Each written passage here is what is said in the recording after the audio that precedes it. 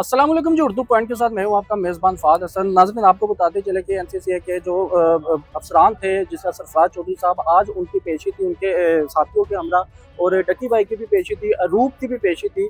और इस वक्त मेरे साथ लीगल टीम के जो एडवोकेट फ़ियाज़ दामिर साहब मौजूद हैं, उनसे बात करते हैं कि आखिर पेशी में क्या बात हुई, क्या आर्गूमेंट्स हुए और कमरे अदालत में क्या गुफ्तगू हुई। सर अस्सलाम वालेकुम।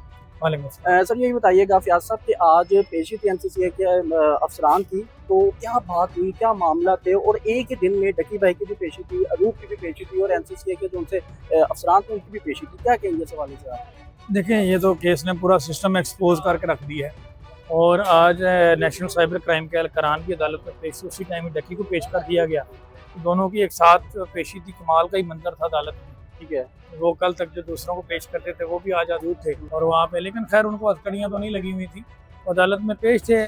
इनकी हद तक करप्शन प्रूव हो चुकी है और इनका फ्यूचर जेलों में नज़र मुझे आ रहा है। रही बात डकी की, तो डकी की रूटीन में आज हेयरिंग थी, 14 दिन की बाद उनकी पेशी थी।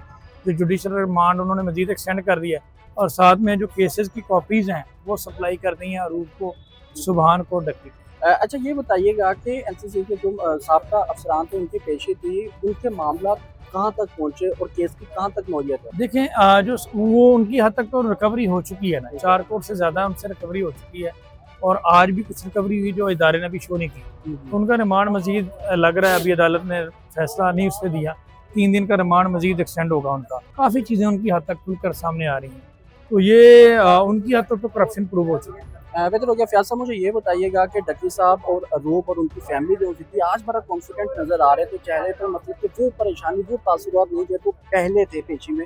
तो क्या लगता है, क्या उनको नज़र आ रही है डकी की रिहाई अनकरीब, ज़मानत लेकिन नज़र आ डक्की रही की है? जो फैमिली है ना, उन्होंने बेसिकली सोच लिया है कि लंबी है मगर गम की शामी तो है।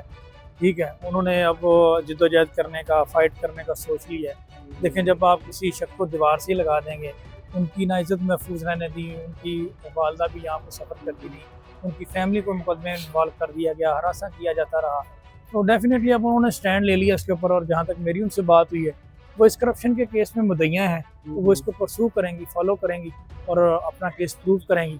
तो इसलिए अब वो ज़रा पॉजिटिव हैं और उन्होंने यही कहा कि हमें पाकिस्तान की अदालतों के ऊपर तो यकीन है और हम इंसाफ के लिए जद्दोजहद करेंगे और हमें इन इदारों से इंसाफ मिलेगा। बेहतर हो गया। फ़याज़ साहब सिर्फ मैं ये बात पूछना चाहूँगा कि डकी साहब ने और सादुर रहमान साहब ने रुजू कर लिया हाई कोर्ट में, क्या आगे ज़मानत जो सी है वो मुमकिन नज़र आ रही है? जी बिल्कुल, क्यों नहीं, इंशाल्लाह ये फिट केस है for the grant of bail. जिस तरह से अब ये इन्वेस्टिगेशन टीम की करप्शन सामने आई है और जिस तरह से इन्वेस्टिगेशन के लूप होल और शक व शुबहात सामने आए हैं, ये सारी की सारी इंक्वायरी मशकूक हो गई है और इसका फ़ायदा जो है वो डकी को अल्टीमेटली मिलेगा और उसका केस फर्दर इंक्वायरी का बन गया है। अब तो कोई उसमें चांस नहीं कि उसकी बेल ना हो। फ़याज़ साहब आखिरी सवाल मैं ये पूछना चाहूँगा कि एनसीसीए के जो साबका अफसरान की पेशी थी या उनकी गिरफ्तारी या उन पर मुकदमा दर्ज करना, क्या जो दूसरे इन्फ्लुएंसर्स, यूट्यूबर्स थे जिनको नोटिसेस जारी किए गए थे, उनको रिलीफ मिलेगा? क्या उनके मुकदमात में या नोटिसेस में थोड़ी आसानी आएगी? बहुत रिलीफ मिलेगा। देखें, कम से कम प्रोसीजर तो फॉलो होगा ना। जो जंगल का कानून है वो तो ख़त्म हुआ ना कि किसी को विदाउट इंक्वायरी अरेस्ट करें, मर्जी के पैसे लें, 10-15-20 दिन का रिमांड लें, बाद में रिकवरी ज़ीरो छोड़ दें। ये चीज़ें तो ख़त्म होगी ना। कम से कम जो नया इन्वेस्टिगेशन ऑफिसर आएगा, नई टीम जो है, उनको ये तो पता चला ना भाई कोई चेक एंड बैलेंस भी है, पर्चे भी हो जाते हैं। तो ये है कि कम से कम जो नए यूट्यूबर जो भी होंगे, उनके मुताबिक चीज़ें डिसाइड होंगी।